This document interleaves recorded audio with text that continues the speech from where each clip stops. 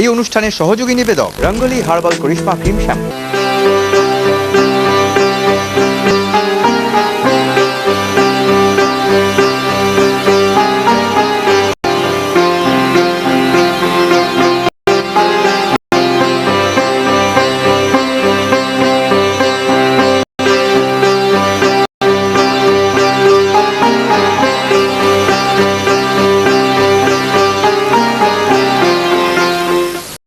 নমস্কার, তারা বাংলার সমস্ত দর্শককে আমার শুভেচ্ছা অভিনন্দন জানাচ্ছি। কিন্তু এক্ষুনি আপনারা আমাকে থেকে টিভি বন্ধ করতে যাবেন না, কিন্তু প্লিজ দয়া করে বলছি, কারণ আমি যে ধরনের কাজ করতে অভ্যস্ত ছিলাম এতদিন সিনেমার পর্দায়, আপনারা দেখেছেন যেটা, তার থেকে আমি অনেক সরে এসেছি।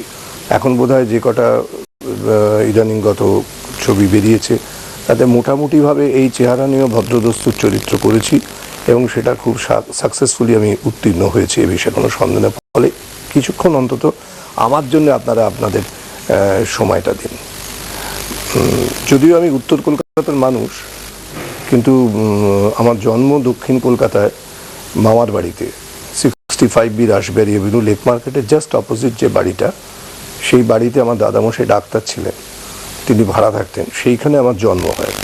তখন তো এত নার্সিংহোম, হাসপাতাল ইত্যাদি ইত্যাদির ব্যাপার ছিল না, বাড়িতেই মারা সন্তানের জন্ম দিতেন, সেইভাবেই আমার জন্ম হয়।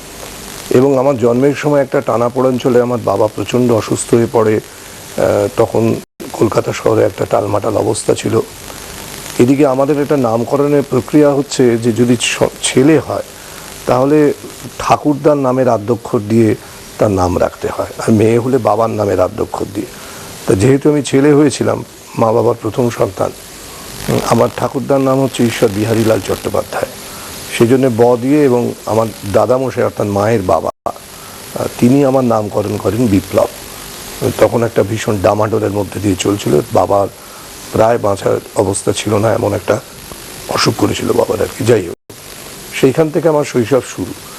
পরবর্তীকালে আমি আস্তে আস্তে আমার যেখানে আসল বাড়ি উত্তর কলকাতায় রাধাকান্ত জিউ স্ট্রিট, সেখানে আমরা চলে যাই স্বাভাবিকভাবে। এবং সেখানে প্রথমে যতদূর মনে পড়ে বাগবাজারে বোসপাড়া লেনে বোধোদয় বলে একটা স্কুলে আমি ভর্তি হই। সেখানে ক্লাস 2 অবধি পড়ার পর, তখন এত মন্টেসরি, কিন্ডারগার্টেন ইত্যাদি ইত্যাদি সেরকম কোনো ছিল না। ক্লাস 2 অবধি পড়ার পর আমি চলে আসি 12 নম্বর মোহনলাল স্ট্রিটে পার্ক ইনস্টিটিউশন, সেইখানে ভর্তি হয়। সেখানে আমার বাড়ির অন্যান্য যারা জাততুতো, আমি একই ছেলে আর আমার এক বোন আছে, কিন্তু আমার অন্যান্য জাততুতো দাদা বা আমার কাকা ইত্যাদিতে দাদুরা পর্যন্ত ওখানে পড়াশোনা করেছেন। সেই ক্ষেত্রে ওখানেই ভর্তি হয় এবং ওখান থেকেই হায়ার সেকেন্ডারিটা পাশ করি আর কি।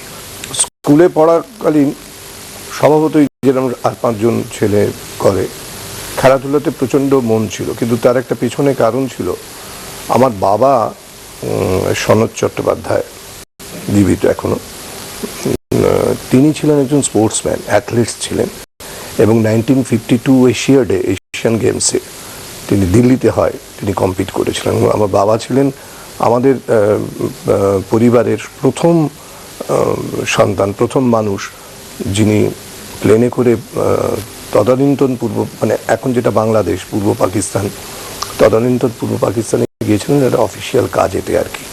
তো বাবার সেই খেলাধুলার থেকেই কিন্তু আমি খেলাধুলার দিকে মনটা দিই, এবং স্কুলে চলাকালীন ফুটবল ক্রিকেট দুটোই একই সঙ্গে খেলতে থাকি। মোটামুটিভাবে খেলতাম, খুব একটা খারাপ নয় আর কি, ভালো তা বলবো না, কিন্তু খারাপ নয়। আমার মার আবার একটা উল্টো ব্যাপার ছিল, আমার মা ভীষণ গান বাজনার শখ। মার নাম অনিতা চট্টোপাধ্যায়, তিনিও জীবিত। মা এটা পেয়েছিল আমার দিদিমার কাছ থেকে। আমার দিদিমার নাম ঈশ্বর সুধা মুখোপাধ্যায়, দাদামশাইয়ের নাম ঈশ্বর ধীরেন্দ্র চন্দ্র মুখোপাধ্যায়, ডাক্তার ছিলেন, ডক্টর ধীরেন্দ্র চন্দ্র মুখোপাধ্যায়। তো সেই সুবাদে মার ইচ্ছে ছিল গান বাজনার দিকে। তো গান বাজনাটাও যে অল্প অল্প শিখিনি তা নয়, কিন্তু আমাকে ক্লাস 4-এ যখন পড়ি, তখন একটা পোকা আমার মাথার ভেতর ভীষণ করে ঢোকে, সেটা হচ্ছে অভিনয়ের পোকা। একটি নাটক মঞ্চস্থ অভিমন্যু বধ বলে রামমোহন লাইব্রেরি মঞ্চে, সুকিয়া স্ট্রিট আর আপার সার্কুলার ক্রসিংয়ে, সেইখানে আমি নাটকটি করি, অভিমন্যুর চরিত্রই করেছিলাম এবং জানি না মানে মোটামুটি ভালোই হয়েছিল, মেডেল পেয়েছিলাম, পদক যাকে বলে, এবং তার থেকে বেশি প্রতিশ্রুতি পেয়েছিলাম, যেগুলো পরবর্তীকালে আমার নাটকেও বলা আছে, প্রতিশ্রুতি দিয়ে প্রতিশ্রুতি যে রাখতে হবে সে প্রতিশ্রুতি কেউ দেয় না, ফলে সেই প্রতিশ্রুতিটাই রয়ে গেছে, বাদবাকি জিনিস পাইনি, কিন্তু কিছু মেডেল পেয়েছিলাম, পদক পেয়েছিলাম। সেই পোকাটা কিন্তু ঢুকেছিল, ফলে ফুটবল, ক্রিকেট ইত্যাদি ইত্যাদির সাথে আমাদের পাড়ায় একটা ক্লাব ছিল, সেখান থেকে প্রত্যেক বছরে বিশেষ করে রবীন্দ্র জয়ন্তীতে রবীন্দ্র নাটক হতো, এবং সেই রবীন্দ্র নাটক থেকেই কিন্তু আমার নাটক বা অভিনয় শিক্ষা এইটুকুনি বলা যেতে পারে আর কি। এইভাবে চলতে থাকে। তারপরে মাঝখানে আমাদের পরিবারের কিছু সমস্যা হয়, অর্থাৎ বাবার একটা বিরাট অ্যাক্সিডেন্ট ঘটে, মোটরসাইকেল অ্যাক্সিডেন্ট। সেই কারণে সাময়িকভাবে মানে কলেজে পড়া বন্ধ করে আমাকে ট্রেনিং নিতে হয়, ইন্ডাস্ট্রিয়াল ট্রেনিং কিছু নেবার চেষ্টা করি। আর একটা জিনিস ছোটবেলায় খুব ইন্টারেস্টিং, সেটা হচ্ছে হায়ার সেকেন্ডারি দিনকে শেষ হয়, আমরা তিন বন্ধু, সুজিত সাহা, আমি আর অরুণেন্দু বন্দ্যোপাধ্যায়, তিন বন্ধু মিলে বাগবাজার গঙ্গার ঘাটে গিয়ে প্রথম সিগারেট খাই আর কি। এটা দারুণভাবে মনে আছে। এবং সিগারেটটা খাওয়ার পর বাড়ি যখন ফিরি তখন ঝালমুড়ি এবং আঙুলের এই দুটো আঙুলের এখানে পেঁয়াজ ঘষে ঘষে, যাতে মা বা বাবা ধরতে না পারে, সেই হিসেবে আসি আর কি। তো যাই হোক, সাময়িকভাবে ওইগুলো মানে কলেজে ভর্তি না হয়, পরবর্তীকালে যখন বাবা সুস্থ হন, এবং বাবার একটা ব্যবসাও ছিল, সেটাও আমি খানিকটা দেখাশোনা করতাম, বাবাকে সাহায্য করতাম আর কি। তো তারপরে আমি সিটি নাইট আনন্দমোহন কলেজ আমার স্ট্রিটে, সেখানে ভর্তি, এবং সেখান থেকেই কিন্তু আমার মানে গ্র্যাজুয়েশন কমপ্লিট করি আর কি, কলকাতা বিশ্ববিদ্যালয়ে।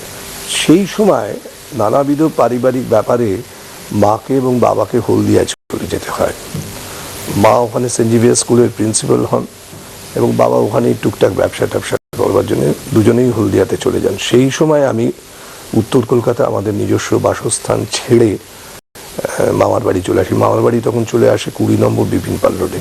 এই উত্তর কলকাতায় নাটক করতাম, অভিনয় করতাম।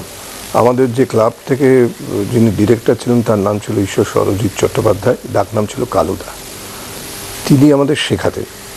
তাঁর বাড়িতে আমরা লুকিয়ে লুকিয়ে একজনের রিহার্সাল দেখেছিলাম। বিশেষ করে আমি তো দেখেইছিলাম, সেটা হচ্ছে নাট্যাচার্য শিশির কুমার ভাদুড়ী মহাশয়ের।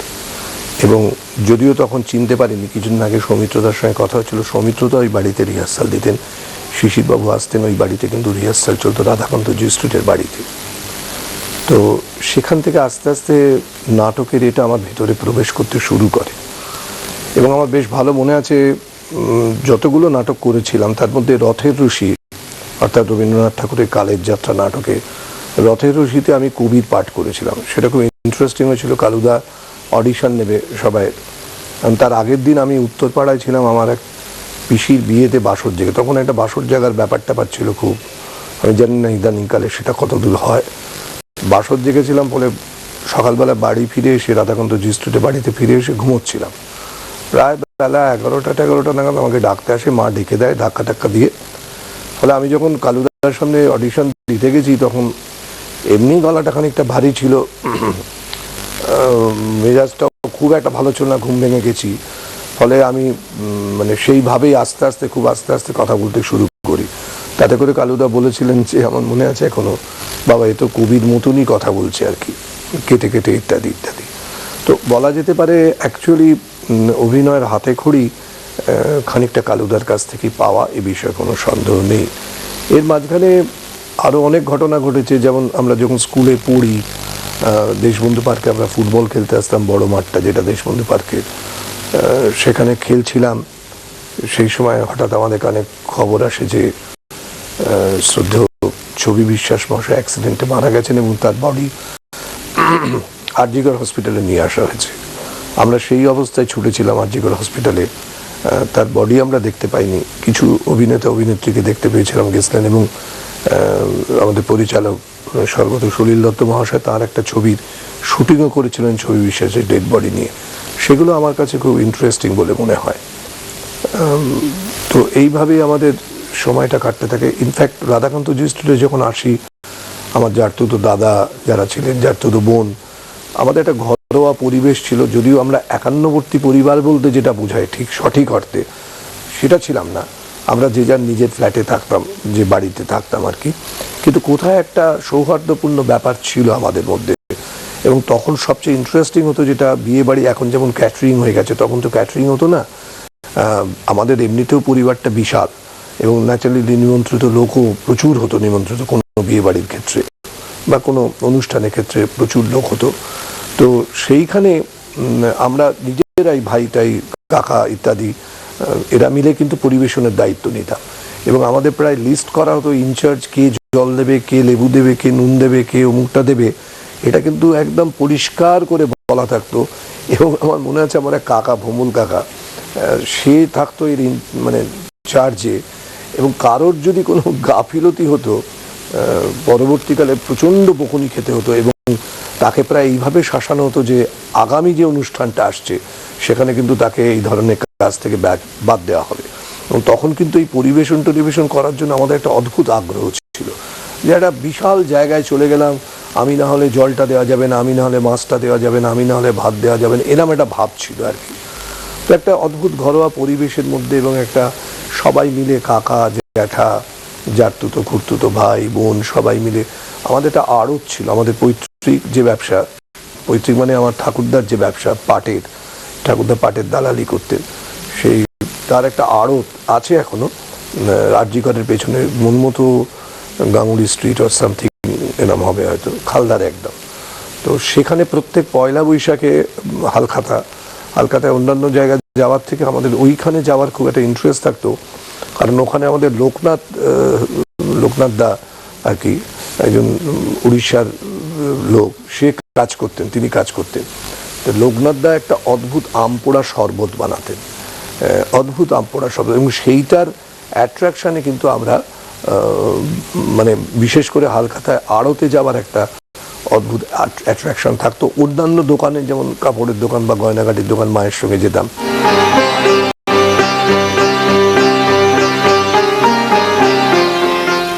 খাবোটা কি? বিস্কুটের রাজা থাকতে চিন্তা কিসের রে? বিস্কুটের রাজা? রাজা বিস্কুট। বেবে বলছো? খাচ্ছি। Big B. এই সময় কে হতে পারে? হাজবেন্ড? বাচ্চারা? কাল অব্দি এটাই আমার চিন্তা ছিল, কিন্তু আজ নেই। থ্যাঙ্কস টু জাইকম। নতুন জাইকম ভিডিও ডোর ফোন, এবার বাড়িতে আসা লোকেদের সঙ্গে দেখা করুন, দরজা না বেকারি, অনিশ্চিত কর্মসংস্থান দারিদ্র্যের প্রধান কারণ। দূরীকরণে চাই স্বনির্ভর কর্মসংস্থান প্রকল্প। উপযুক্ত সরকারি পরিকাঠামো, আর্থিক সহায়তার সুযোগ পাচ্ছে 1 লক্ষেরও বেশি স্বনির্ভর গোষ্ঠী। তথ্য প্রযুক্তি, খাদ্য প্রক্রিয়াকরণ প্রভৃতিতে দরিদ্র জনসাধারণের উপার্জন হয়েছে সুনিশ্চিত ও সুস্থায়ী। IRDP, SGSY প্রভৃতি প্রকল্প ব্লক স্তরের মানুষকে দিয়েছে সচ্ছলতা। স্বনিযুক্তি প্রকল্পের লক্ষ্যমাত্রা ছাড়িয়ে কর্মসংস্থান বাড়িয়ে চলেছে রাজ্য সরকার। নিউ দীঘার সমুদ্র সৈকতে হোটেল সাগর প্রিয়া, পর্যটকদের স্বাচ্ছন্দ্যের একমাত্র ঠিকানা। নিউ দীঘার সমুদ্র সৈকতে হোটেল সাগর প্রিয়া। এমন খাবার পাবেন কোথায়? হোটেল সাগর প্রিয়াতে। দীঘার নবতম আকর্ষণ। হ্যাঁ, হোটেল সাগর প্রিয়া। দীঘাতে হোটেল সাগর প্রিয়া। এই অনুষ্ঠানের সহযোগী নিবেদক রঙ্গলি হার্বাল করিশ্মা ক্রিম শ্যাম্পু।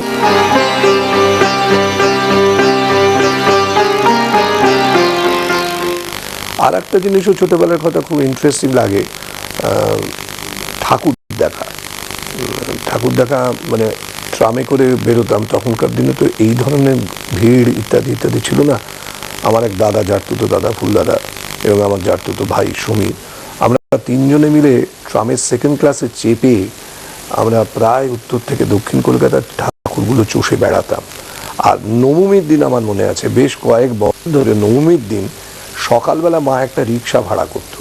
সেই রিক্সায় চেপে আমি আর মা আইডিটলা সার্বজনীন, কুমোরটুলি, শোভাবাজার, তারপরে আমাদের ওই দিককার বাগবাজার সার্বজনীন দুর্গোৎসব ইত্যাদি ইত্যাদি যে ঠাকুরগুলো, ইভেন আমরা রিক্সা করে তখন মোহাম্মদ আলী পার্কে তখন পুজো হতো না, হতো দমকল ফায়ার ব্রিগেডের পাশে, সেখানকার ঠাকুর পর্যন্ত ওখানে দেখতে গেছি, গৌরীবাড়ি সার্বজনীন ইত্যাদি ইত্যাদি এগুলো দেখেছি। এইভাবে আস্তে আস্তে আস্তে আস্তে আস্তে আস্তে আমার স্কুলের জীবনটা শেষ করে তারপর সেখান থেকে কলেজে আসি। কলেজ জীবনটা কিন্তু মোটামুটি করেছি মামার বাড়ি থেকে।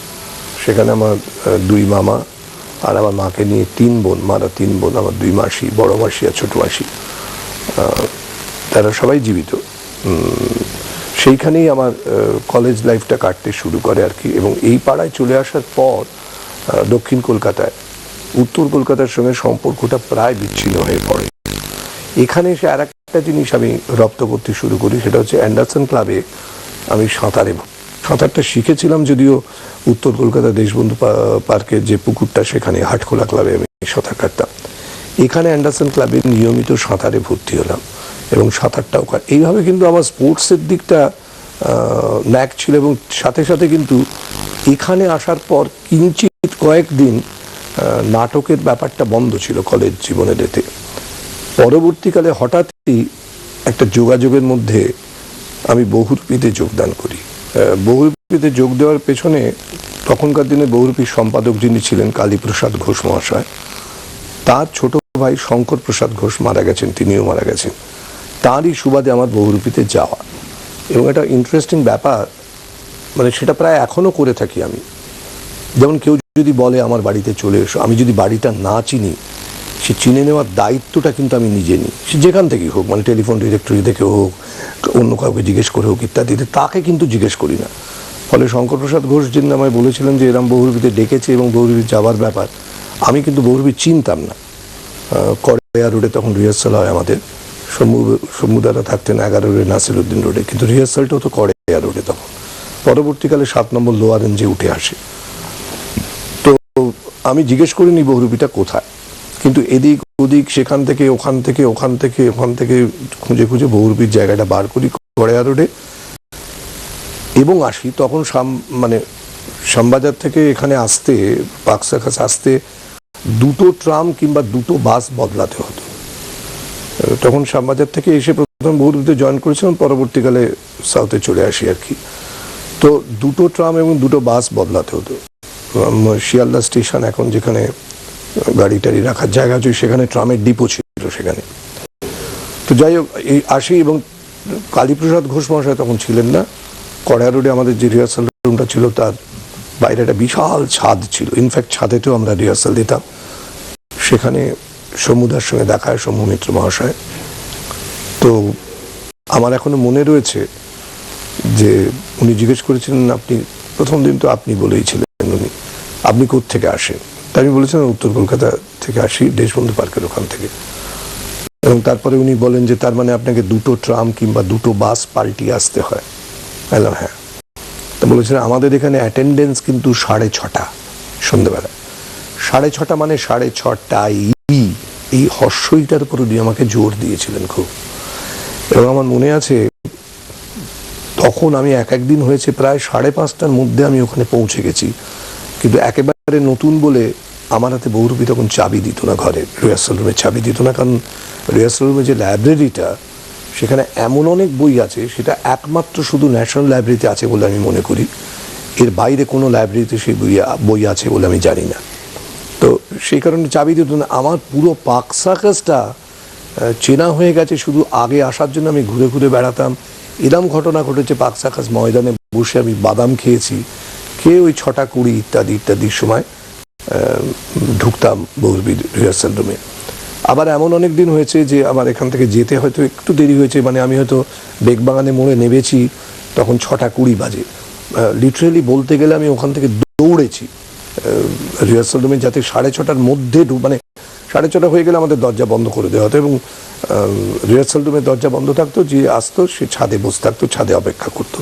পরবর্তী সময় আর কি 7:30, 8টা এরকম সময় যদি শম্ভুদা মনে করতেন বা কালীপ্রসাদ ঘোষ মনে করতেন, তখন তাকে ভেতরে ডাকাতো, আদারওয়াইজ তাকে বাইরে বসে থাকতো। তো সেটা যাতে না হয় সেই জন্য ওখান থেকে দৌড়তাম এবং দৌড়ে 6:30টার মধ্যেই পৌঁছে যেতাম। পরবর্তীকালে দেখেছিলাম এই 6:30টা আস্তে আস্তে আস্তে আস্তে কিরাম কি বলবো অদৃশ্য হতে শুরু করে আর কি। এবং একদিন ছাদে দাঁড়িয়েছিলাম, আমি লক্ষ্য করেছিলাম আমাদের একটি ছেলে ছিল, সে তখন বাজে 6:30 কি 6:35 হবে, ছাদে দাঁড়িয়ে আছি আমি এবং হিমাংশু চট্টোপাধ্যায়। তো দেখি সে নিজের দিতে আস্তে আস্তে আস্তে আস্তে হাঁটতে হাঁটতে আসছে। তাই বললাম, হিমাংশুদা দেখো, আমি কিন্তু যখন আসতাম এরম সময় আমি কিন্তু দৌড়তাম, কিন্তু আজকে কোথায় চেহারা পাল্টে যাচ্ছে আস্তে আস্তে। এদের মধ্যে সেই তাগিদটা নেই যে আমাকে 6:30তেই পৌঁছতে হবে, এই তাগিদটা কিন্তু নেই। এবং আমার মনে হয়, আমি জানি না, আমি ভুল বলতে পারি, এখনকার দিনে যারা নাটক করছেন, অনেক ভালো ভালো সবাই নাটক করছেন, অনেক ছেলে মেয়ে এসছে, এত নাটকের দল বেড়ে গেছে। তখন তো এত দল ছিল না, তখন মূল আইপিটি ছিল ভারতীয় গণনাট্য সংঘ, বহুরূপী, এলটিজি, নান্দিকা, রূপকার, এবং হিন্দিতে শ্যামানন্দজি করতেন অনামিকা কলা সংগম। তো এখনকার দিনে বোধহয় সেই চাহিদাটা, সময় মানে সময়টাকে রাখা, এই চাহিদাটা বোধহয় এখন খুব একটা নেই। এবং আমার তাতে কি অসুবিধা হয়েছে, এখন যে পেশায় আমি নিযুক্ত আছি বা অন্যান্য যে কোনো জায়গায় যে সময়টা দেওয়া হয় তার 10 মিনিট আগে, 5 মিনিট আগে আমি পৌঁছে যাই। সবচেয়ে বেশি অসুবিধা হয় সিনেমা এবং সিরিয়ালে অভিনয় করতে গিয়ে। আমার কো অ্যাক্টর, কো অ্যাক্ট্রেস কিন্তু কোনো সময় আমি পাইনি ঠিক সময় এসেছে। আমি গিয়ে, এবং এটা নিয়ে একজনের সঙ্গে বাকবিতণ্ডা হয়ে গেছিলো, আমি কমপ্লেনও করেছিলাম। তো ওই যে জায়গাটা ধরে রেখেছিল সময়ের ব্যাপারটা, 6:30 মানে 6:30টাই সমুদা বলেছিলেন, সেইটা আমার মনের মধ্যে এখনো গেঁথে রয়েছে। এবং আমার মনে হয় প্রত্যেকের ক্ষেত্রেই, যেমন আমি যখন মানিকদার বাড়িতে যেতাম, এই প্রসঙ্গেই বলছি, মানিকদার বাড়িতে যখন যেতাম আমি প্রায় সকালবেলা 7:30-8টার মধ্যে পৌঁছে যেতাম। কিন্তু ওই সময়ের মধ্যেই দেখতাম মানিকদা চান করে, ব্রেকফাস্ট করে, সুপুরি খেতে খেতে হয় আঁকছেন, নয় লিখছেন, নয় মিউজিকের করছেন, কিছু না কিছু একটা করছেন। এই যে একটা নিয়মানুবর্তিতা বলে, এবং এইগুলো কিন্তু একটা শিল্পী, যে কোনো শিল্পী, সে ফুটবল খেলোয়াড়কেও আমি শিল্পী বলবো, এমনি শিল্পী যিনি পেন্টিং করেন তিনিও শিল্পী, গানের শিল্পী, প্রত্যেকের মধ্যে এই জায়গাটা বোধহয় একটা ডিসিপ্লিনের জায়গা ভীষণভাবে দরকার। যে কারণে কিন্তু অনেক ভালো পরিচালক, ছবির জগতের পরিচালক বলছি, নষ্ট হয়ে গেছেন, শেষ হয়ে গেছেন শুধু ইনডিসিপ্লিনের জন্য। এইভাবে প্রায় 2 বছর কি 2.5 বছর বহুরূপীতে এই করে আচমকা আমার ভাগ্যে শিখে ছেড়ে আমি এর মধ্যে করেছিলাম কি, নাটকগুলো মুখস্থ করে ফেলেছিলাম। কিন্তু মানে রোজ রিহার্সাল দেখে দেখে দেখে দেখে দেখে দেখে মুখস্থ করে ফেলেছিলাম। এবং এখানে হলো কি, অদ্ভুতভাবে দুটো যোগাযোগ হলো। 1 নম্বর হচ্ছে অরুণ মুখোপাধ্যায়, আমাদের বহুরূপীর অরুণ মুখোপাধ্যায়, স্বর্ণশিখর প্রাঙ্গণে ছবি করতে গিয়ে তার হাত ভাঙে। এবং তখন রবীন্দ্র সদনে, যেমন আজও রবীন্দ্র জয়ন্তীতে রবীন্দ্র নাটক হয়, বহুরূপী নাটক করতো। এবং দিন 5-6 আগে কি 4-5 দিন আগে খবর আসে যে অরুণ মুখার্জির হাত ভেঙে গেছে, এবং 4-5 দিন বাদেই রাজা নাটক। আমার কাছে খবর আসে কালীপ্রসাদ ঘোষের মারফতে যে এরম ব্যাপার, সমুদা তোমায় ডেকেছেন এবং ভণ্ডরাজ সুবর্ণ চরিত্রটা তোমায় করতে হবে। এখন আমি বরাবরই এই ব্যাপারে খুব রপ্ত ছিলাম। আমি দেখলাম যে আমি অভিনয়টা পরে করব, সমুদার সামনে যে অডিশনটা দিতে হবে পার্টটা করব বলে, যেহেতু পার্টটা আমার মুখস্থ, সেইটাকে সমুদাকে প্রমাণ করব যে পার্টটা আমার মুখস্থ। তো আমি গড় গড় করে পার্টটা বলে গেলাম। তারপরে সমুদা তো বললো ন্যাচারালি পাস। তখন আমি মানে মোটামুটি অরুণদার থেকে খানিকটা নিয়ে, খানিকটা আমার নিজের মধ্যে থেকে, সমুদার কাছ থেকে জেনে, বৌদি তৃপ্তি মিত্র কাছ থেকে জেনে পাঠটা করলাম। সাথে সাথে আর একটা ব্যাপারও হলো, অমর গাঙ্গুলি ছিলেন সং অ্যান্ড ড্রামা ডিভিশনে, তিনি বদলি হয়ে যান আমেদাবাদে, এবং তিনি বদলি হয়ে যাওয়াতে অনেকগুলো পার্ট খালি হয়ে পড়ে। তখন ওই রিশাফলিং চলতে থাকে। সবচেয়ে বড় কথা হচ্ছে অয়দীপ হাউস নাটক তখন চলছে, অমরদা করতেন টাইরেসিয়াস। তো এখানেও কথা হলো যে কে করবে টাইরেসিয়াস। আমি তো আগে থেকে হাত তুলে বসে আছি। তো আমার হাত তোলা দেখার পর এটা এখনো চলে, মানে আমি হয়তো কেউ কাজটা এগোচ্ছে না, যেই আমি এগোলাম তখন বললো বিপ্লব করছে, তাহলে আমি করি। এবং সেখানেও সেদিনকে তাই হয়েছিল। আমি, আমার সাথে সাথে দেবতোষ ঘোষ, তারাপদ মুখার্জি এবং শঙ্কর প্রসাদ ঘোষ, যার সুবাদে আমি বহুরূপীতে গেছিলাম, আমরা 4 জনে মানে কম্পিটিশনে নামি আর কি। ফাইনালি শঙ্কর প্রসাদ ঘোষ এবং আমি ফাইনালি থাকি 2 জনে। যিনকে ফাইনাল হবে কে করবে অয়দীপ হাউসে টাইরেসিয়াসের চরিত্র, সেদিন ডক্টর মণি বিশ্বাস, একজন চাইল্ড স্পেশালিস্ট, সিপিআই এর ভদ্রলোক, সমুদাদের খুবই বন্ধু লোক, তিনি কাকতালীয়ভাবে এসে যান। সমুদা বলেন যে ভালোই হয়েছে, আমাদের জাজমেন্ট দিতে হবে না, ডাক্তার বিশ্বাস আপনি বলুন এদের দুজনের মধ্যে কে করবে। সেখানেও আমি বদমাইশি করলাম।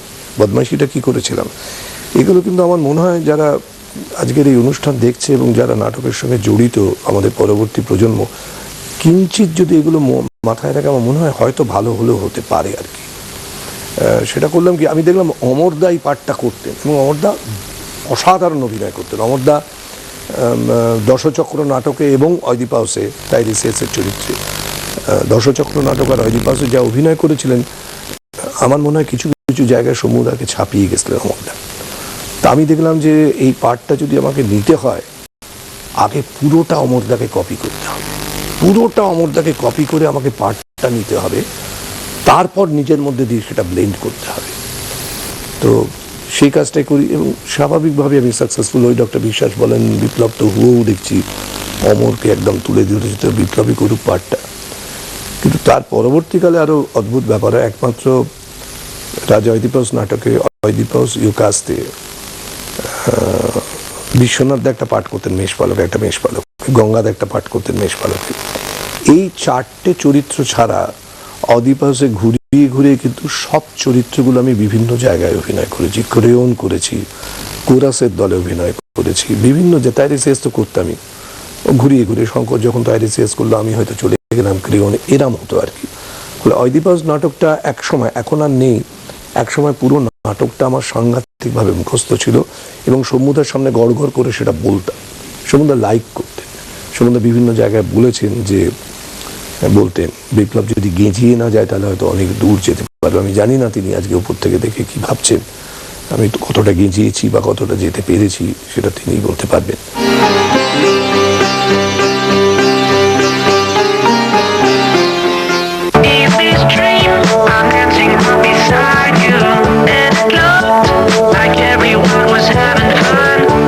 The new Nokia 5300 Express Music and Nokia 5200. Music connects. কৃষিতে স্বনির্ভর রাজ্য পশ্চিমবঙ্গ, শিল্পে অগ্রসর রাজ্য পশ্চিমবঙ্গ। দুই ক্ষেত্রের মেলবন্ধনকে কাজে লাগিয়ে কর্মসংস্থান বাড়াতে খাদ্য প্রক্রিয়াকরণ শিল্পে উল্লেখযোগ্য নজর ও গুরুত্ব দিয়েছেন রাজ্য সরকার। আগ্রহী ব্যক্তি ও গোষ্ঠীকে প্রয়োজনীয় প্রশিক্ষণ, ঋণ ও বিপণনের জন্য রাজ্য সরকারের একাধিক কর্মশালা চালু। সবজি, মশলা, ফুল ও ফল চাষে উৎসাহদানের সঙ্গে সঙ্গে একাধিক জায়গায় ফুড পার্ক তৈরির কাজ চলছে। ঘরে ঘরে হোক খাদ্য প্রক্রিয়াকরণ, খাদ্য ভাণ্ডার হোক সমৃদ্ধ, বাড়ুক উপার্জন। আমাকে আর্জেন্টলি বাইরে যেতে হবে, বাড়িটা কার দায়িত্বে ছাড়ি, প্রতিবেশীও নেই। কাল অবধি এটাই আমার চিন্তা ছিল, কিন্তু আজ নেই। আজ আমার কাছে হোম সিকিউরিটি সিস্টেম আছে। নতুন জাইকম ইলেকট্রনিক হোম সিকিউরিটি সিস্টেম আজই ঘরে আনুন আর সুরক্ষার সব চিন্তা থেকে মুক্ত হয়ে যান। এই অনুষ্ঠানের সহযোগী নিবেদক রঙ্গলি হার্বাল করিশ্মা ক্রিম শ্যাম্পু। তো চুটিয়ে তো থিয়েটার করতে লাগলাম, দুটো চাকরিও করেছি এবং সেই চাকরি পাওয়ার সুবাদে রিহার্সালে ঠিক মতো আসতে না পারার দরুন বহুরূপীতে যাওয়াটা বন্ধ হলো। কিন্তু মনের মধ্যে একটা ছিল যে কোনোদিনই, মানে সেটাও সমুদায় ঢুকিয়ে দিয়েছিলেন, সারাক্ষণই সবাইকে বলতেন যে জীবনে কোনোদিন ক্যারা নিবৃত্তি করো না। আরে সে তো করবে না, কিন্তু খাবেটা কি, খেতে তো হবে। তখন ভেতরে ভেতরে একটা ডিসিশন নিই যে আমি এই গ্রুপ থিয়েটার পয়সা পাওয়া যায় না, পয়সার কোনো চিহ্ন পর্যন্ত নেই। আমি গ্রুপ থিয়েটারে এটা ভেঙে আমি যদি পেশাদারিত্ব গ্রহণ করি, পেশাদারের গৃহের দরজায় যদি আমি ধাক্কা মারি, পেশাদার নাটক, সিনেমা, তখন তো সিরিয়াল ছিল না, সিনেমা। তো এই সুবাদে প্রথমে একটা পেশাদারি মঞ্চে আমি যোগ দিই, সেটা হচ্ছে এই ঢাকুরিয়াতে অবনমহল। অবনমহলে চারমূর্তি গোয়েন্দাগিরি বলে একটা নাটক স্বর্গত শ্যামল সেন মহাশয় ডিরেকশন দিয়েছিলেন এবং বলা যেতে পারে প্রসেনজিৎ চট্টোপাধ্যায়ের সেই প্রথম মঞ্চ সফল পেশাদারি মঞ্চে প্রথম নাটক প্রসেনজিতের, ওইটা ক্যাবলার পাঠ করেছিল টেনিদার গল্পতে আর কি। অবভিয়াসলি আমি টেনিদা করেছিলাম। তো এটা প্রথম।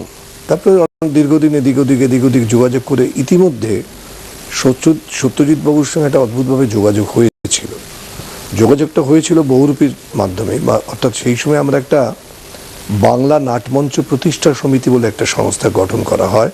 সম্মুদার একটা প্ল্যান ছিল যে একটা ন্যাশনাল থিয়েটার মতন করা হবে আর কি, এবং সেখানে মানে পশ্চিমবাংলার যাবতীয়, পশ্চিমবাংলা কেন ভারতবর্ষের যাবতীয় বিধক্ত মানুষ সেই সংস্থার সঙ্গে জড়িত ছিলেন। রবিশঙ্করজি থেকে শুরু করে সত্যজিৎ রায় থেকে শুরু করে আলী আকবর খান সাহেব, অন্নদা শঙ্কর রায়, এরকম সবাই। এখন যেহেতু আমি এই দিকটায় থাকতাম দক্ষিণ কলকাতায়, এই চিঠিপত্র আদান প্রদান এগুলো সব আমার মাধ্যমেই হতো, এবং আমার ভালো লাগতো এখন এই ধরনের মানুষদের কাছে আমার মতো একটা লোক যাবে, তাদের সঙ্গে 5 মিনিট হলেও কথা বলবে, এইটা আমার জীবনের একটা চরমতম সাফল্য বলে আমি মনে করতাম। এবং আমি যে যে কাজগুলো নিতাম সেই সুবাদে সত্যজিৎবাবুর সঙ্গে আলাপ হয়েছিল।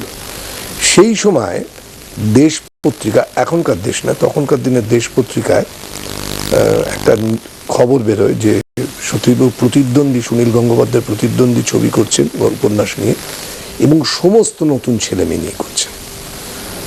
আমার মনে হলো এটা বোধহয় সুযোগ, একটা মারাত্মক সুযোগ। 3 নম্বর লেক টেম্পল রোডে থাকতেন উনি তখন। আমি গিয়ে দেখা করি, আমার সঙ্গে সৌভনিকের বিমল বন্দ্যোপাধ্যায় ছিলেন। তা অদ্ভুত ব্যাপার, আমরা দুজনে মিলেই গেছিলাম রাত্রিবেলায়, 7:30-8টা হবে। তা ওনার একটা ওই মানে একটা হাফ ডোর মতন ছিল, সেইখানে অবধি গিয়ে বিমল ব্যানার্জি, সে আর ফাইনালি সত্যজিৎবাবুর কাছে যায়নি, ভয় পেয়ে সিঁড়ি দিয়ে নেমে পালিয়ে আসে। আমি কিন্তু দাঁড়িয়েছিলাম সেখানে, এবং ওই নামেটা প্রথমত আমি নিচে দাঁড়িয়ে আছি, আর উনি এসছেন, একটা বিশাল লোক একটা। তার আগে আমার সঙ্গে যোগাযোগ হয়েছিল, কিন্তু এই সুবাদে তো আমি যাইনি। হ্যাঁ, কি ব্যাপার বলো বিপ্লব? আমি বললাম যে দেখুন, আমি এরকম দেশ পত্রিকায় দেখলাম যে আপনি এরকম একটা ছবি করছেন প্রতিদ্বন্দ্বী, সমস্ত নতুন ছেলে মেয়ে নিয়ে, তো আমি সেখানে কাজ করতে চাই। একবারে ওপেনলি বলেছিলাম, দিস ইজ এ সেলসম্যানশিপ। সেলসে চাকরি করতাম, তখন প্রোডাক্ট বিক্রি করতাম। এবার মনে হলো নিজেকে প্রোডাক্ট হিসেবে লোকের কাছে বিক্রি করতে হবে আমাকে। তা বললেন যে দেখো, মোটামুটিভাবে সবই ঠিক হয়ে গেছে, একটা ছোট্ট চরিত্র আছে। আর আমি, it's alright, no problem for me, কারণ আমি আপনার ছবিতে কাজ করছি, আমি তো অন্য কারোর ছবিতে কাজ করতে আসিনি। আপনার মতো একটা মহান পরিচালকের ছবিতে কাজ করছি, সেখানে যত ছোটই হোক আর যাই হোক, সেটা কিন্তু আমার প্রয়োজন বলে আমি মনে করি, করলে ভালো লাগবে। আপনি যদি নেন, আমার পক্ষে ভালো হয়। মানিকদা শুনেছিলেন, কাজ করেছিলাম। আমার যতদূর মনে পড়ে, 1970 সালের 16ই এপ্রিল ইন্দ্রপুরী স্টুডিওতে ঢুকে ডান দিকে যে ফ্লোরটা, আমি প্রথম ক্যামেরার সামনে দাঁড়াই, এবং সেই আমার ক্যামেরার শট নেবার জন্য ক্যামেরার পেছনে ছিলেন সত্যজিৎ রায়। তো এটা কম গর্বের কথা নয়, ডেফিনেটলি গর্বের কথা।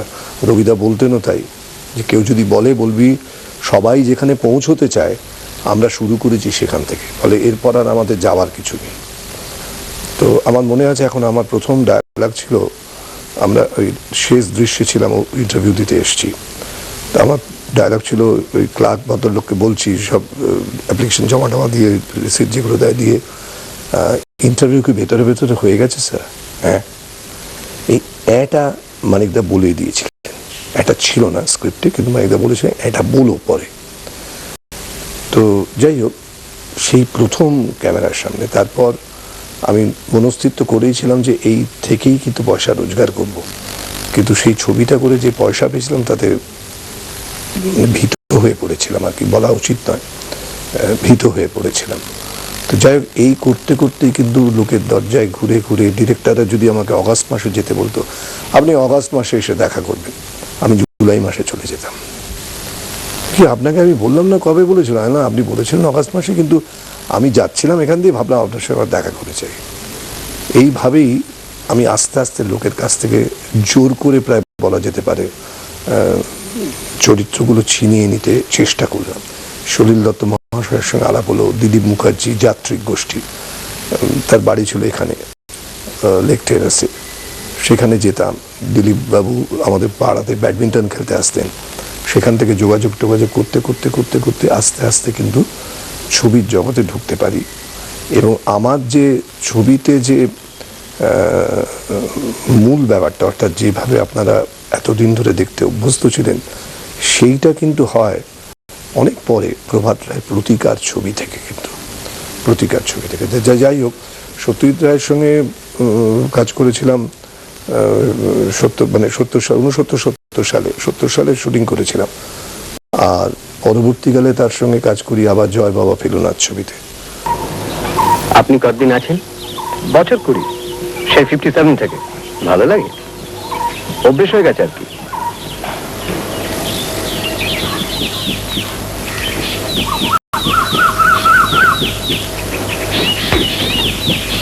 থ্যাঙ্কস।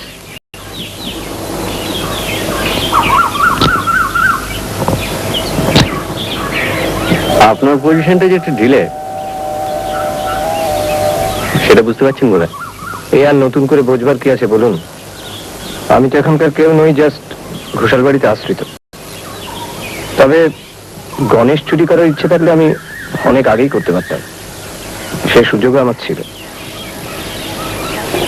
আমার তো নতুন করে অবস্থা কিছু খারাপ হয়নি যে হঠাৎ টাকার দরকার পড়বে। সেটা আর কারো হয়েছে কি? মাফ করবেন, আমি এ ব্যাপারে কিছু বলতে পারবো না। বললে আপনার পজিশন যদি একটু ইমপ্রুভ করে, তাহলে না বলাটা বোকামি। ভুলে যাবেন না, চুরি করার সুযোগ এবং কারণ দুটোই আপনার ছিল। কারণ এই নির্বাসন থেকে মুক্তি। কিছু বলার থাকলে বলে ফেলুন, তারপর সত্য মিথ্যে যাচাই করার ব্যাপারটা তো আমার।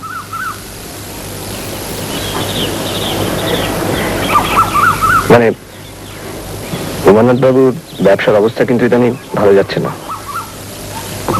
আপনি খোঁজ খবর করলেই জানতে পারবেন, আর সেই সুযোগও তো আপনার রয়েছে মিস্টার মিত্তির। চলুন। এবং জয় বাবা ফেলুনাথ ছবিতে কাজ করতে গিয়েই আমার জীবনের আর একটা ব্যক্তিগত জীবনে একটা হয়, আমি বিয়ে করি। আমার একমাত্রই পত্নী আর কি, দীপ্তি চট্টোপাধ্যায়, তার সঙ্গে পরিণয় সূত্রে আবদ্ধ হই। এবং ইন্টারেস্টিং ঘটনা যেটা, সেটা হচ্ছে আমি যখন আউটডোরে গেছি, বেনারসে প্রথম ছিল আমাদের জয় বাবা ফেলুনাথ আউটডোর, বেনারসে ছিল। বেনারসে যখন আউটডোরে গেছি তখন মানিকদার স্ত্রীও গেছেন, তার কাছে আমি এইটা স্বীকার করি। কারণ তার আগে মানিকদা কিন্তু আমাদের দুজনের প্রেম পর্বটা কয়েকটা জায়গায় দেখে ফেলেছিলেন। গাড়ি করে যেতে যেতে আমরা ফাঁকা রাস্তা দিয়ে হাঁটছি, এটা মানিকদা দেখে ফেলেছিলেন। পরে অনেক জায়গায় পরিহাস চলে বলেও ছিলেন সেগুলো। তো মানিকদার স্ত্রীকে আমি জানাই যে এরম ব্যাপার, আপনি যদি একটু বেনারসিটা কিনে দেন তাহলে ভালো হয়। এবং বিয়ের যে বেনারসিটা ও পড়েছিল সেটা মানিকদার স্ত্রীর কিনে দেওয়া, বৌদির কিনে দেওয়া। বিয়ের দিন সকালবেলা তারা এসেছিলেন, সন্ধ্যেবেলা আসতে পারেননি, মানে আসতে পারবেন না বলেই ছিলেন। সকালবেলা আমার মামার বাড়ি থেকে বিয়ে হয়, সকালবেলা তারা এসেছিলেন। এবং বিয়ের দিন আরও অনেকে, কয়েকজন আমার বন্ধু বান্ধব যারা ছবি এবং নাটকের সঙ্গে জড়িত, বরুণ দাশগুপ্ত, রুমা দাশগুপ্ত, সোমা মুখার্জি, এরকম সকলের সঙ্গে তো খুব একটা তখন আমার অতটা যোগাযোগ হয়নি। বিপ্লব অ্যাকচুয়ালি অভিনেতার থেকে মানুষ হিসেবে আমার কাছে অনেক বড়, কারণ ওর মধ্যে একটা সহানুভূতিশীল মন সবসময়ই কাজ করে সব কিছুর পেছনে। এবং তার থেকে বড় কথা হচ্ছে, যেটা ও করতে চায়, যেটা করব করে দেখাবো, এই জিদটা ওর হয়তো জন্মগত। এবং আমি এটা আজ দেখে আসছি, গত 40 বছর ধরে এটা দেখছি এবং প্রতি মুহূর্তে অনুভব করছি। জীবনের এই প্রান্তে আমরা দুজনে একসঙ্গে কাটিয়ে এসেও এখনো যে অসম্ভব সংগ্রাম করে যাবার প্রবণতা, এবং তার মধ্যে দিয়ে যে মানুষ হিসেবে লোককে পাশে দাঁড়ানো, পাশে পাবার যে একটা অসম্ভব চেষ্টা, এটাই আমাকে হয়তো ওকে সাহায্য করার জন্যে এগিয়ে নিয়ে যেতে খুব সাহায্য করছে। অভিনেতা হিসেবেও সত্যি এত বড় অভিনেতা, ডিফারেন্ট অ্যাঙ্গেল দিয়ে ওকে যেভাবে অভিনয় করানো গেছে, সেই জায়গা থেকে ও সুন্দরভাবে বেরিয়ে এসেছে। বিশেষ করে শকুনির পাশায় শকুনির চরিত্র, এর যে ভার্সেটালিটি ওর মধ্যে দিয়ে বেরিয়ে এসেছে, এটা হয়তো অনেকেই দেখেছে এবং বুঝতেও পারবে। আমার কাছে বিশেষ করে শকুনির পাশায় শকুনির চরিত্র।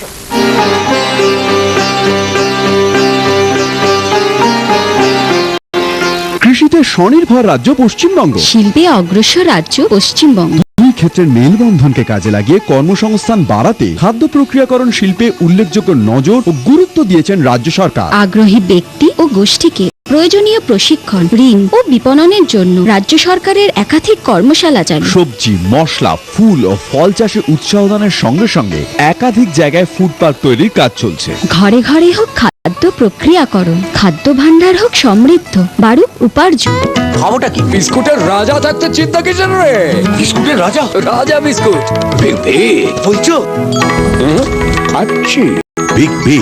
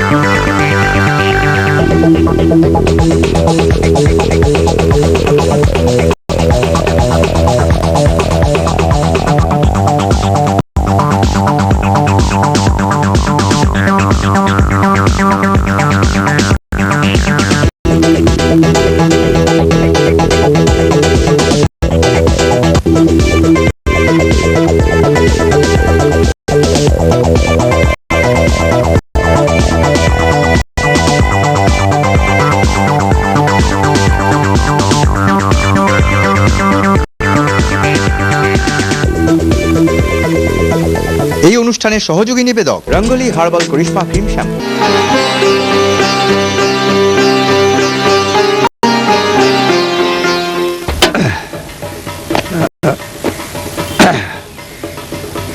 আপনার সঙ্গে আরো কিছু কথা ছিল, তাই বসলাম।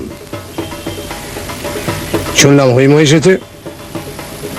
আমার কাছেও বেশি খবর ছিল যে সুইসাইড করেছে মুম্বাইতে গিয়ে। হৈম আসেনি। এসেছে, মোহন দেখেছে। দেখুন ঠাকুর মশাই, কবেকার কোন কেস চাইছে তার খেসারত কিন্তু আমি এখন আর দিতে পারবো না। আমার সংসার আছে, বাচ্চা আছে, বিজনেস আছে। সবচেয়ে বড় কথা, এই অঞ্চলে আমার একটা সম্মান আছে। ডাকুন হৈমকে। দেখো, তোমার কোনো কিছু থাকাতেই তো আমরা কোনো বাধা দিইনি। তাহলে তুমি আমাদের বাড়িতে এসে। এ বাড়িটাও আমার লোকের কাছে বাধা রয়েছে ঠাকুর মশাই। ভালো কথা বলছি, হৈমকে ডেকে দিন। এইভাবেই পেশাদারিত্ব গ্রহণ করতে শুরু করি, অর্থাৎ অভিনয় করে টাকা রোজগার এই প্রথম শুরু করলাম আর কি। এবং তখন আস্তে আস্তে যে পরিস্থিতি, তাতে মনে হয় যে এবার যদি একটা থিয়েটার পাই, পেশাদারি থিয়েটার, তাহলে হয়তো মাসে একটা ফিক্সড টাকা আমি পেতে পারবো। সেই সুবাদে শৈলেন মুখার্জি, স্বর্গত শৈলেন মুখার্জি খুবই স্নেহপ্রবণ ছিলেন এবং সকলেরই ভালো করেছেন তিনি। তাকে আমি জানাই এই কথাটা। এবং সেই সময় সরকারি নাতে একটি নাটক চলছিল, স্বদেশী নাটক। নাটকটার নাম ভুলে যাচ্ছে, অগ্নি কি একটা নাম ছিল। তো সেটাতে উনি নিয়ে যান, সমর মুখার্জি ছিলেন ডিরেক্টর। আমি একটা ব্রিটিশ সাহেবের চরিত্র করি, টর্চারের ব্যাপার ছিল আর কি। সেখানে কালিদা ছিলেন, অজিত বন্দ্যোপাধ্যায় ছিলেন। তো কালিদা জানতেন যে আমার বহুরূপী ব্যাকগ্রাউন্ডটা কালিদা জানতেন। কালিদা খুব অ্যাপ্রিসিয়েট করেছিলেন চরিত্রটা দেখে। পরবর্তীকালে ওখানে আবার যোগদান করি সম্রাট ও সুন্দরী নাটকে। সেই সময় আবার আর একটা মুশকিল, তপনবাবু সবুজদ্বীপের রাজার জন্য আমাকে সিলেক্ট করেন। সবুজদ্বীপের রাজা যারা দেখেছেন তারা জানেন, তোতলার ওই চরিত্রটা। তো 1 মাস আমাকে আউটডোরে থাকতে হবে আন্দামানে। তো তপনদা বলেছিলেন যে তুমি তো নতুন নাটকে জয়েন করেছো, তুমি কি পারবে? আমি সঙ্গে সঙ্গে বলেছিলাম হ্যাঁ। তপনদা বললেন যে তুমি এত তাড়াতাড়ি চটজলদি সিদ্ধান্ত নাও কি করে? এখন চটজলদি সিদ্ধান্ত নিই এই কারণে, আমি ওখানে গিয়ে বলবো আমাকে 1 মাস ছুটি দিতে। যদি তারা ছুটি না দেয়, চাকরি ছেড়ে দেওয়ার দায়িত্বটা আমার। অর্থাৎ আমি তখনই একটা তুলনামূলক বিচার করতে শুরু করেছিলাম যে কোনটাতে পা দিলে আমার পক্ষে সুবিধে হতে পারে, আমার ভবিষ্যৎ জীবনের পক্ষে সুবিধে হতে পারে, আমার পেশাদারিত্বর দিক থেকে সুবিধে হতে পারে। সেটা তখন থেকে একটা সূক্ষ্ম বিবেচনা করছিলাম, বিচার বিবেচনা। এবং 1 মাস তারা অপেক্ষা করেছিলেন। 1 মাস বাদে আমি সে আবার সম্রাট ও সুন্দরী নাটকে যোগদান করি আর কি। পরবর্তীকালে ভানুদার সঙ্গে কাজ করেছি জয়মা কালী বোর্ডিং নাটকে। পার্থপ্রতিম চৌধুরী মহাশয়রা নাটক করতেন রাজবধূ বলে, বসন্তদা ছিলেন সেখানে। আমার জীবনের এইগুলো মানে দুষ্প্রাপ্য বলা যেতে পারে, হয়ে গেছে, কাকতালীয়ভাবে হয়ে গেছে। এবং আমি হয়তো ভালোবাসতাম বলে বসন্ত চৌধুরী, রবীন মজুমদার এই দুজন মহান মানুষের সঙ্গে আমি কাজ করেছি নাটকে তাদের জীবনের শেষকালে এসে।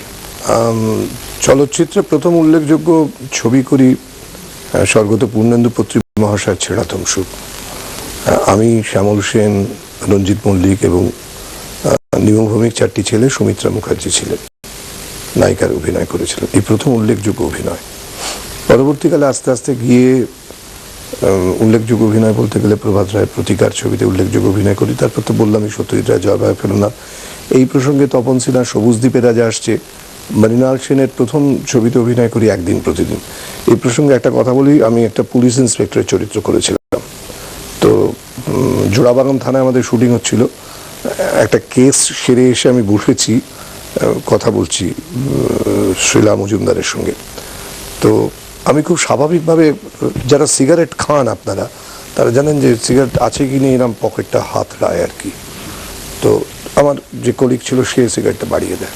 তো যাই হোক, মৃণাল নামায় পরে বলেছিলেন যে তুই কি কোনোদিন পুলিশে চাকরি করেছিস? জানাম না। তা বললো তোকে তো একদম পুলিশ, তুই যেরকমভাবে ব্যবহার করলি মনে হলো পুলিশের মতো। আমি বললাম যে আপনার মতো চোস্ত পাজামা আর পাঞ্জাবি যদি আমি পড়ি আমাকে মৃণাল সেনের মতো দেখতে লাগবে, আমি সেই ব্যবহারও করতে পারি। অনেক বছর আগে ডিডি ওয়ানেতে, তখন টেলিভিশন সবে এসছে এবং একটাই চ্যানেল ডিডি ওয়ানেতে, আশাপূর্ণা দেবী রচিত সুবর্ণলতা বলে একটি সিরিয়াল হয়। রাজা সেন তার পরিচালক ছিলেন। আমার আগের বাড়িতে রাজা যিনি প্রথম আসে ছাদেতে, রাজার মনে আছে কিনা জানি না, আমাকে যখন বলে যে আমি ভেবেছিলাম একটা স্বাভাবিক অন্য অন্য কিছু চরিত্র দেবে ইত্যাদি ইত্যাদি, কিন্তু মেজ ভাইয়ের চরিত্রটা যে আমাকে দেবে এটা আমার কাছে বিশ্বাসযোগ্যতা পাইনি তখন। কেন আমি যে ধরনের কাজ করতে অভ্যস্ত আর কি, তখন একদম একচেটিয়া ভিলেনের চরিত্র করছি। রাজার এই দুঃসাহস আমাকে অবাক করে দিয়েছিল। এবং তারপরে আজ অব্দি আমার মনে হয়, এখনো পর্যন্ত আমার মনে হয় যত সিরিয়াল হয়েছে, যতগুলো সিরিয়াল হয়েছে, এগুলো তো খুব বেশি এপিসোড হতো না তখন। একটা ফিক্সড এপিসোডের মধ্যে দিয়ে যেতাম আমরা, যাতে করে গল্পটা বোঝা যেত। ১,৫০০, ২,০০০, ২,৫০০ এরম এপিসোড হতো না, যাতে গল্প নেই কিছু। তো সেইখানে আমার মনে হয় আমার জীবনের একটা উল্লেখযোগ্য ঘটনা ওই চরিত্রটা অভিনয় করা, এবং সেটা রাজার পক্ষেই সম্ভব। রাজা করিয়ে নিয়েছিল, সাহস করে সে আমাকে ওই চরিত্রটা দিয়েছিল। তার জন্য আমি চিরকাল রাজার কাছে কৃতজ্ঞ থাকবো, এই বিষয়ে কোনো সন্দেহ নেই। এটা বলতেও আমার দ্বিধা নেই। এবং সুবর্ণলতায় অভিনয় করে আমি পুরস্কারও পেয়েছি, প্রচুর পুরস্কার পেয়েছি। সব কাজ তো তোমার পছন্দের মধ্যেই চলে, এই কর্মটি আর আমার কাছে ফেলে রাখা কেন বাবু? ভাবছি এবার থেকে সব কাজ তোমার কাছেই চাপবো। আর আসিও না বাবু। ও বকুল, সুনির্মল এসেছিল, তো সকাল কি কাজ আছে তোকে পড়াতে আসতে পারবে না, বললো বিকেলে আসো, বুঝলি? তাই বলে গুগল পড়া বন্ধ করিস কেন? যা নিচে গিয়ে পড়, আমি বেরিয়ে দিচ্ছি।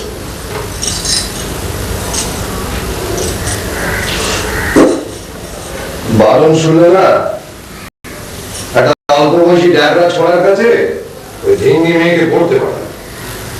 কতগুলো একটু ভদ্রলোকের মতন আগে তোমার ভদ্রলোক, একটা কেলেঙ্কারি যখন বাদিয়ে বসবে তখন ওই ভদ্রলোকেরা তোমার গায়ে পাঁক ছড়বে। ঘি আর আমি পাশাপাশি রাখতে, বুঝলি? আমার কথা নয়, মহাজনদের কথা। আমার বকুলকে নিয়ে তোমার সে ভয় নেই। থাক, তোমার ভরসা নিয়ে তুমি থাকো। শোনো, মাকে টাকা পাঠিয়েছ? কাল পরশু নয়, একবার গিয়ে দিয়ে আসবো। আর মায়ের কাশির ওষুধটা? সে হুঁশ আমার আছে। আচ্ছা সুবর্ণ, মাকে তো ওষুধ খাওয়ানো হচ্ছে, আর এদিকে নিজের ওষুধ তো যেমন তেমন পড়ে রয়েছে, আবার নিত্যি জ্বর হচ্ছে। একটা বাড়াবাড়ি করে আমার দুধ না বাড়ালে ভালো লাগছে না। না, ওষুধটা ঠিক মতো খাবে, এই বলে রাখ না। তো পরবর্তীকালে সিরিয়াল হতে শুরু করে এবং সিরিয়ালে অভিনয় করে। এর মাঝখানে দুটো হিন্দি ছবি, 3টে হিন্দি ছবিতেও কাজ করেছি। তার মধ্যে একটা জাতীয় পুরস্কার প্রাপ্ত বুদ্ধদেব দাশগুপ্তর বাঘ বাহাদুর বলে একটা ছবি, আর শক্তি সামন্ত আর প্রমোদ চক্রবর্তী মহাশয়ের দুটো ছবিতে কাজ করেছিলাম আর কি, হিন্দি ছবিতে।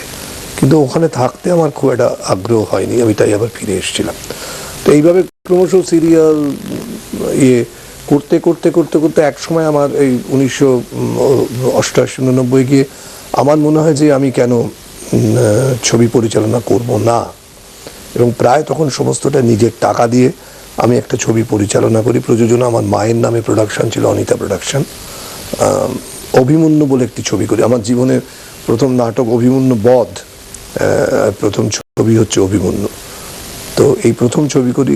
দ্বিতীয় ছবি করি প্রজাপতি বলে সমরেশ বসুর। তারপরে বিদ্রোহিনী বলে একটা ছবি করি, যেটাতে স্বরূপ দত্ত মহাশয় ছিলেন এক্সিকিউটিভ প্রডিউসার।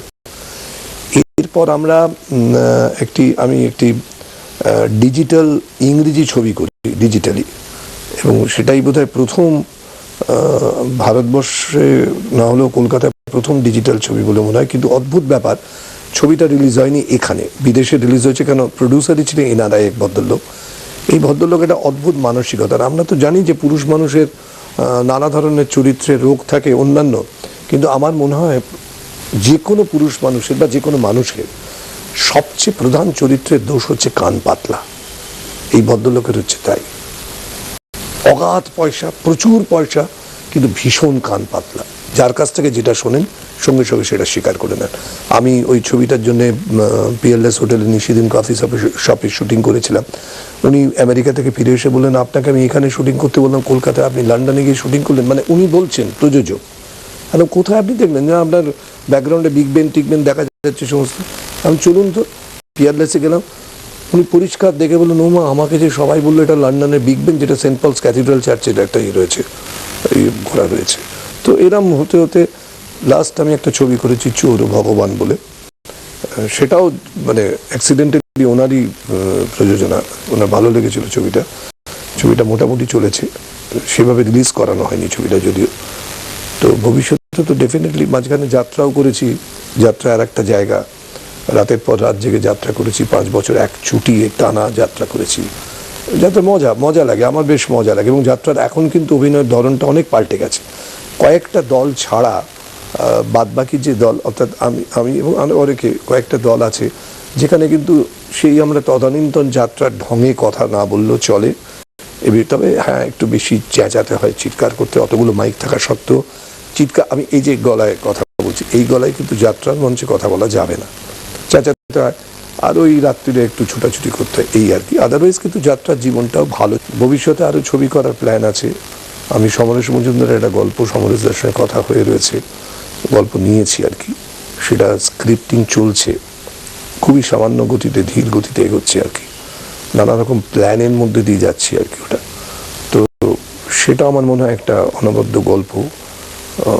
তো সেটা করার প্ল্যান রয়েছে, এবং ভবিষ্যতে আস্তে আস্তে আরও প্ল্যান আছে ছবি করার। এবং তার সাথে আমাদের যে ইন্ডাস্ট্রির যে ইনফ্রাস্ট্রাকচারের অসুবিধে আছে, সেখানেও যদি কোনো লোকের সঙ্গে যোগাযোগ করে আমরা এই দিকটাকে নিয়ে আসতে পারি, ইনফ্রাস্ট্রাকচারের দিকটাকে যদি বাড়াতে পারি।